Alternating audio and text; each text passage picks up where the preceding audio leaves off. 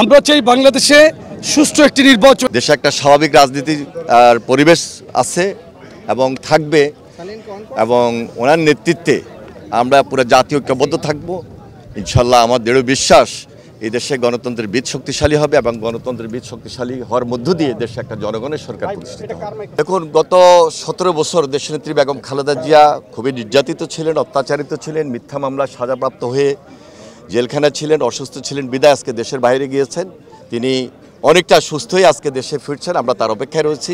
দেশে একটা স্বাভাবিক রাজনীতির পরিবেশ থাকবে, গণতন্ত্রের বীজ শক্তিশালী হবে, আমরা তার হাতকে শক্তিশালী করব। খুব স্বাভাবিক কারণেই আমরা একটু আবেগ আপ্লুত রয়েছি, তার প্রতি আমাদের যথেষ্ট শ্রদ্ধা রয়েছে, এবং মানসিকভাবে তিনি শক্ত আছেন বিদায় আমাদের মধ্যেও সাহস এবং একটা উচ্ছ্বাস আমাদের মধ্যে কাজ করছে। দেখুন, দেশে একটা স্বাভাবিক রাজনীতির পরিবেশ থাকবে, গণতন্ত্রের বীজ শক্তিশালী হবে, জনগণের সরকার প্রতিষ্ঠিত হবে, এবং আমরা দেশবাসী সবাই ঐক্যবদ্ধ থাকবো দেশনেত্রী বেগম খালেদা জিয়ার নেতৃত্বে, তারেক রহমানের নেতৃত্বে। আমাদের প্রিয় নেত্রী দেশনেত্রী বেগম খালেদা জিয়া দীর্ঘদিন পরে চিকিৎসা শেষে দেশে আসছে।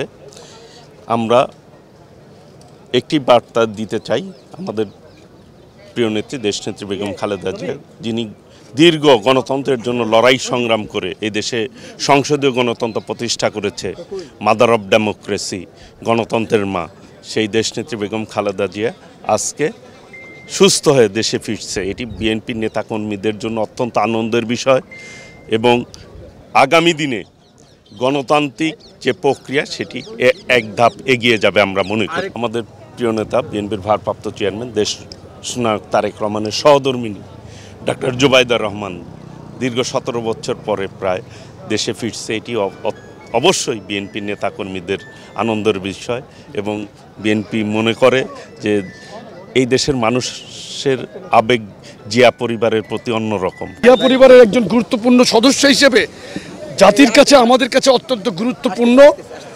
ভারপ্রাপ্ত চেয়ারম্যান জনাব তারেক রহমান এখন বিএনপিকে নেতৃত্ব দিচ্ছেন। ওনার নেতৃত্বে এখন বাংলাদেশে বিএনপি সুসংগঠিত, শক্তিশালী।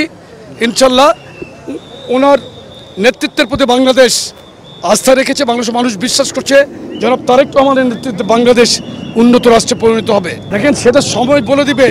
নেত্রীর সুস্থতার উপর সব কিছু ডিপেন্ড করছে, পার্টি সিদ্ধান্ত নেবে। আমরা চাই বাংলাদেশে সুষ্ঠু একটি নির্বাচনের মাধ্যমে রাষ্ট্রীয় ক্ষমতা বিএনপি আসলে বিএনপির উচ্চ পর্যায়ের প্রতিনিধি দল সেটা চিন্তা করবে। এই মুহূর্তে এই ব্যাপারে আমার লেভেল থেকে এই ব্যাপারে আমি কোনো বক্তব্য দেওয়ার মতো অবস্থানে নাই।